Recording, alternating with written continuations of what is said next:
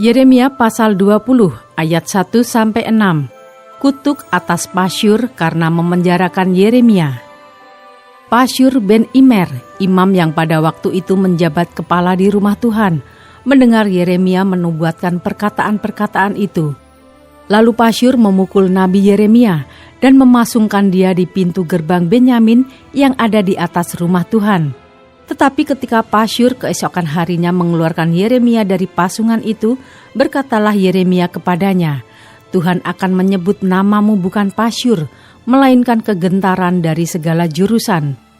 Sebab beginilah firman Tuhan, sesungguhnya aku akan membuat engkau menjadi kegentaran bagimu sendiri dan bagi semua sahabatmu.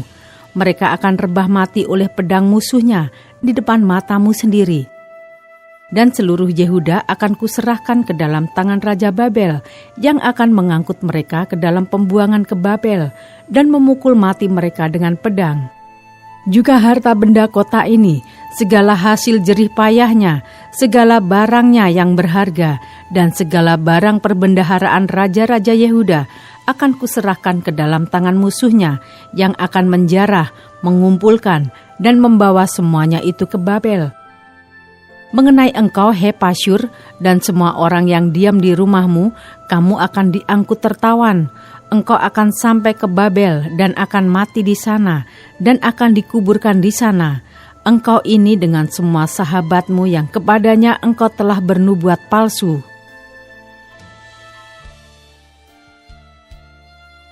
Ayat 7-18.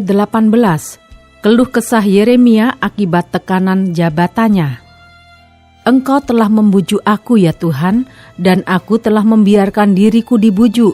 Engkau terlalu kuat bagiku, dan engkau menundukkan aku.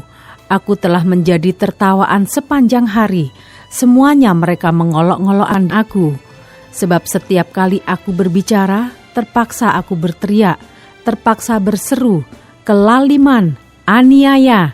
Sebab firman Tuhan telah menjadi cela dan cemooh bagiku sepanjang hari. Tetapi apabila aku berpikir, aku tidak mau mengingat dia dan tidak mau mengucapkan firman lagi demi namanya, maka dalam hatiku ada sesuatu yang seperti api yang menyala-nyala, terkurung dalam tulang-tulangku. Aku berlelah-lelah untuk menahannya, tetapi aku tidak sanggup. Aku telah mendengar bisikan banyak orang, kegentaran datang dari segala jurusan. Adukanlah dia, kita mau mengadukan dia. Semua orang sahabat karibku mengintai apakah aku tersandung jatuh. Barangkali ia membiarkan dirinya dibujuk, sehingga kita dapat mengalahkan dia dan dapat melakukan pembalasan kita terhadap dia. Tetapi Tuhan menyertai aku seperti pahlawan yang gagah. Sebab itu orang-orang yang mengejar aku akan tersandung jatuh, dan mereka tidak dapat berbuat apa-apa. Mereka akan menjadi malu sekali, sebab mereka tidak berhasil. Suatu noda yang selama-lamanya tidak terlupakan.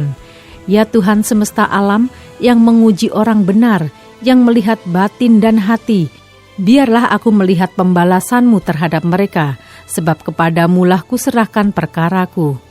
Menyanyilah untuk Tuhan, pujilah Tuhan, sebab Ia telah melepaskan nyawa orang miskin dari tangan orang-orang yang berbuat jahat.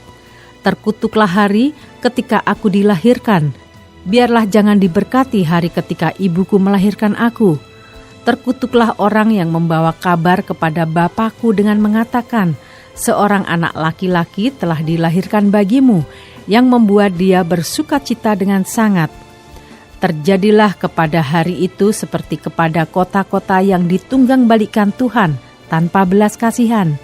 Didengarnyalah kiranya teriakan pada waktu pagi dan hiruk-pikuk pada waktu tengah hari. Karena hari itu tidak membunuh aku selagi di kandungan, sehingga ibuku menjadi kuburanku, dan ia mengandung untuk selamanya.